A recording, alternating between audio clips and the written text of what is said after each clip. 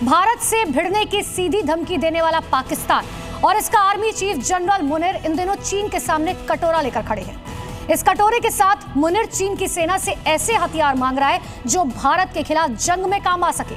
तो क्या भारत के ऑपरेशन सिंदूर से अब इतना डरा हुआ है आसिम मुनीर? पाकिस्तान के प्रधानमंत्री यानी कि शहबाज शरीफ ने आखिर क्यों दी मुनीर को हथियारों की भीख मांगने की मंजूरी? समझिए इस रिपोर्ट में। पाकिस्तानी जनरल आसिम मुनीर को बहुत सता रही है जनवरी की ठंड, क्योंकि कड़ाके की ठंड में ऑपरेशन का दर्द बढ़ रहा है। जनवरी में मुनीर के कान में जैसे ही खबर लगी कि भारत ने अपना anti ship hypersonic missile ready कर लिया है, पूरे पाकिस्तान में खलबली मच गई। मुल्ला मुनीर से लेकर प्रधानमंत्री शहबाज शरीफ तक की घबराहट इस बात से बढ़ गई है कि भारत ने ऑपरेशन सिंदूर का दूसरा चरण एक्टिव कर दिया तो कौन बचाएगा।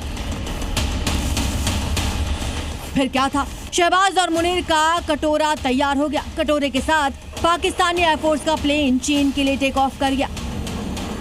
20 जनवरी चीन के सीक्रेट एयरबेस पर दिखे पाक के 2 प्लेन्स। पाक ने भेजा रिफ्यूलिंग प्लेन। 2 विमानों से चीन ने क्या भेजा?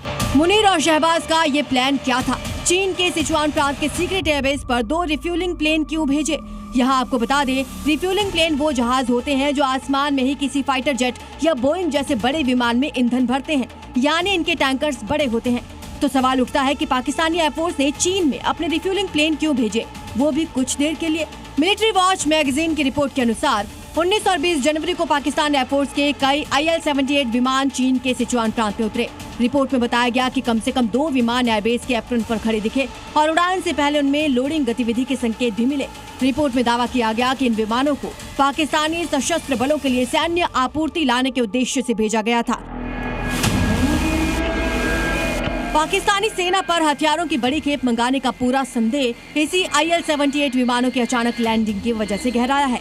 ये विमान सोवियत काल एयरलिफ्टर का अपडेटेड वर्जन है, जिसकी भूमिका पाकिस्तानी एयरफोर्स में बेहद महत्वपूर्ण मानी जाती है। लड़ाकू विमानों में हवा में ही ईंधन भरने की क्षमता की वजह से ये विमान युद्ध की स्थिति में पाकिस्तान की वायुसेना की ऑपरेशनल रेंज बढ़ा देते हैं। संदेह की दूसरी वजह है सिचुआन प्रांत, जहाँ चीनी एयरफोर्स के कई महत्वपूर्ण बेस हैं, जहां J-10C फाइटर जेट की प्रोडक्शन फैसिलिटी भी है, जिन्हें पाकिस्तान अपने कॉम्बैट फ्लीट के एलीट हिस्से के लिए खरीदता रहा है। चीनी ऑब्जर्वर्स के मुताबिक पाकिस्तानी कार्गो में J-10C फाइटर जेट के लिए PL-15 लंबी दूरी की हवा से हवा में मार करने वाली मिसाइलें या फिर YJ-21 हाइपरसोनिक एंटी शिप मिसाइलें शामिल हो सकती हैं। चीन की ये मिसाइलें और J-10C फ्लीट कथित तौर पर भारत के ऑपरेशन सिंदूर के खिलाफ पाकिस्तानी सेना का हिस्सा थे। ये सीधे तौर पर आसिम मुनीर के भारत के हमले के डर से तैयारी तेज करने का संकेत देता है। चीन से J-35 5वीं पीढ़ी के फाइटर जेट खरीदने पर भी पाकिस्तान विचार कर रहा है। तो क्या ऑपरेशन सिंदूर में चोट खाए बैठे मुनीर ने अपनी तरफ से भारत के खिलाफ युद्ध की तैयारी शुरू कर दी है? इस सवाल पर कई विश्लेषक मानते हैं कि ये मुमकिन है, क्योंकि भारत से जंग के लिए न सिर्फ उसे पाकिस्तानी सेना का सर्वे सर्वा बनाया गया है, बल्कि सेना का पूरा बजट भी मुनीर अपने हिसाब से ही खर्च करता है। 2022 से अब तक 4000 जवान मुनीर की जंगी जिद में मारे गए। 20,000 से ज्यादा जवान घायल हुए। अभी 3 मोर्चे पर जंग लड़ रहा है मुनीर अपने जवानों को इन 3 मोर्चों की जंग में ऐसे झोंक चुका है कि अब वापसी संभव नहीं। हिंदुस्तान पहले ही धूल चटा चुका है। पाकिस्तान के अंदर ही विद्रोही बलूच और तालिबानी सैनिक पाकिस्तानी सेना के छक्के छुड़ाए हुए हैं। इधर आवाम है जो इमरान खान की आजादी मांग रही है।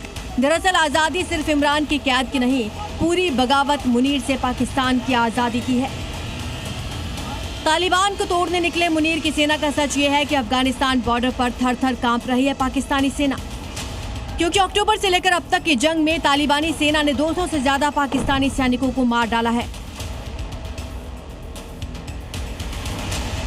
वहीं मुनीर हिंदुस्तान की सेना से लोहा लेने के लिए तरकीबें भी भिड़ा रहा है, चाहे इसके लिए भीख मांगने की ही जरूरत क्यों ना पड़े। आप ये जानकर हैरान हो जाएंगे कि पाकिस्तान की मुनीरी जोड़ी यानी शहबाज और मुनीर इस कदर भिखमंगे हो चुके हैं कि इनके डिप्टी PM इशाक डार की बेचारगी छिपाने से भी नहीं छिपी।